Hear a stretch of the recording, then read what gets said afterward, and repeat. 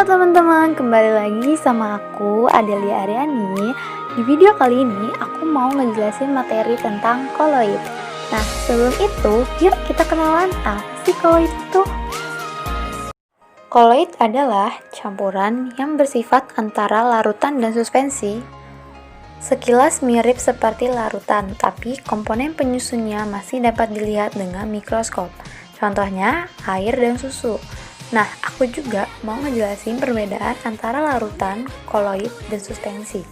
Kalau larutan adalah salah satu jenis campuran, yaitu campuran homogen, terdiri atas pelarut dan zat terlarut. Buat kalian yang nggak tahu campuran homogen itu apa, campuran homogen itu suatu campuran yang di dalamnya terdapat komponen zat yang tidak terpisah bila dilihat mata. Lanjut, kita ke suspensi. Suspensi itu adalah campuran heterogen, yaitu masih dapat terlihat antara komponennya atau dapat dilihat tanpa mikroskop.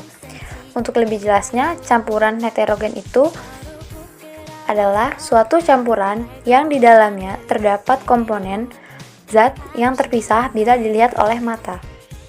Oke teman-teman, kita lanjut ke jenis-jenis koloid dan contohnya. Nah, koloid itu dibagi menjadi 3 jenis, yaitu ada buih, emulsi, sama sol. Nah, untuk yang buih itu ada buih cair sama buih padat. Kalau untuk yang emulsi itu ada emulsi gas, emulsi cair, sama emulsi padat.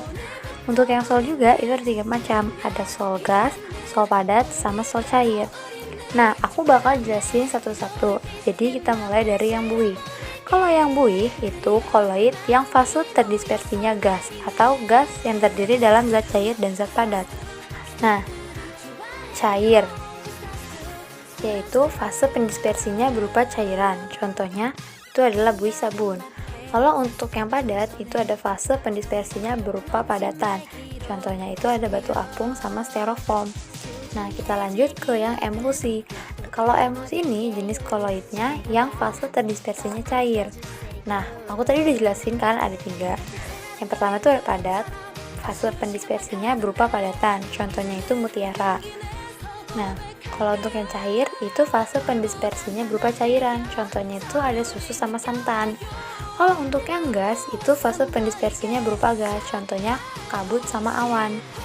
Lanjut kita ke koloid jenis yang sol.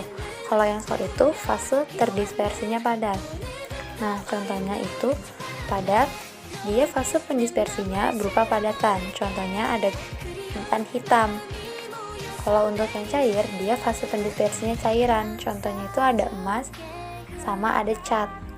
Terus untuk yang gas, fase pendispersinya berupa gas. Contohnya itu asap dan debu yang ada di udara sekitar kita. Oke teman-teman, kita udah jelasin kan tentang jenis-jenis koloid.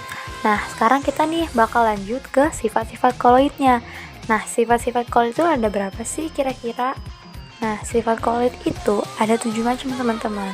Yang pertama itu ada efek tidal.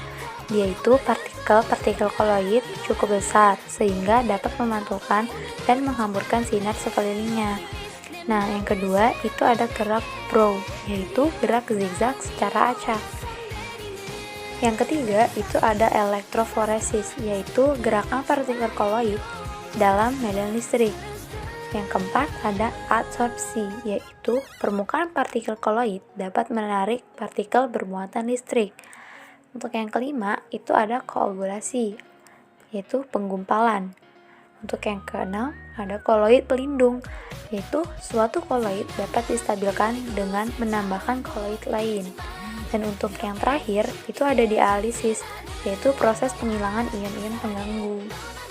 Sekarang kita masuk ke bagian terakhir, yaitu pembuatan koloidnya. Kalau pembuatan koloid itu tuh dibagi menjadi 2, yaitu ada dispersi dan kondensasi. Untuk yang dispersi itu gumpalan materi atau suspensi kasar dapat diubah menjadi lebih kecil sehingga tersebar dan berukuran koloid. Nah, untuk yang kondensasi itu suatu cara dalam pembuatan koloid dari partikel kecil atau larutan menjadi partikel koloid. Oke teman-teman, itu dia penjelasan singkat dari aku tentang materi koloid.